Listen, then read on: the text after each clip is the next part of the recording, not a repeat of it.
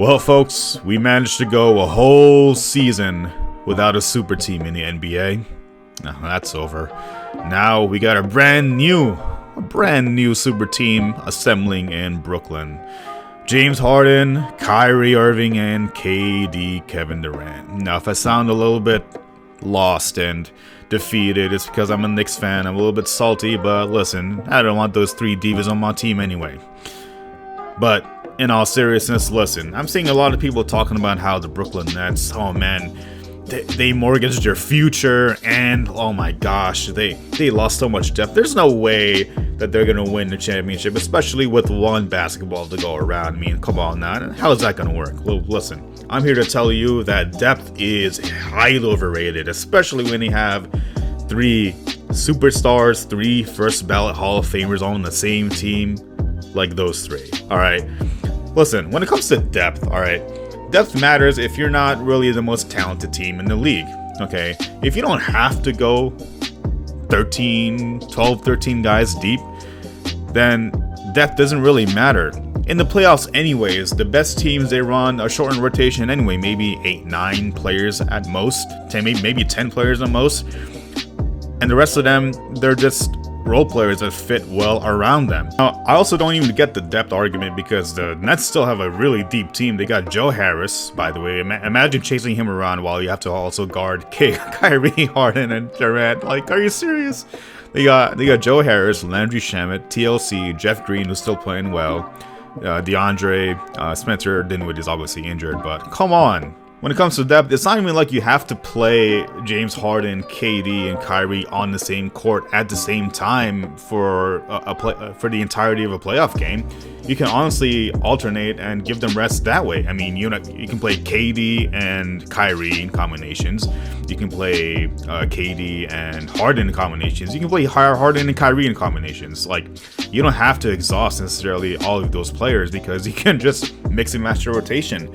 And honestly, if having even one of those players on the court at any given time is good enough. And the Nets have good enough shooters around them, and they also have room to add 3 more players to that team, so they can have 3 more shooters or 3 more wing defenders, or maybe even a big man. I don't know who's available, but listen, that's a really, really good team. And listen, depth for the Brooklyn Nets doesn't even matter.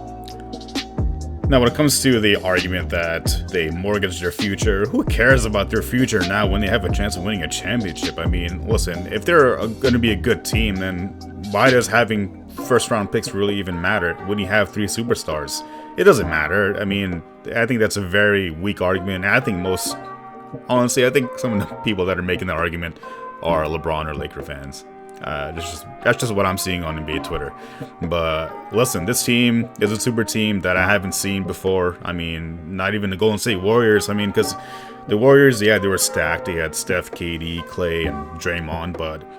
But the Brooklyn Nets have the 3 greatest scorers in the league, in the NBA, on the same team, in their primes, and they're still relatively young. I mean, KD, you can't even tell that he is 30 plus and he's come off an Achilles injury. You can't even tell that Kyrie Irving has had multiple issues with his knees.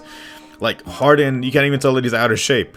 Like, these guys are ridiculous, and they're on the same team, and they're in Brooklyn and not on the New York Knicks. Like, this is a crazy situation.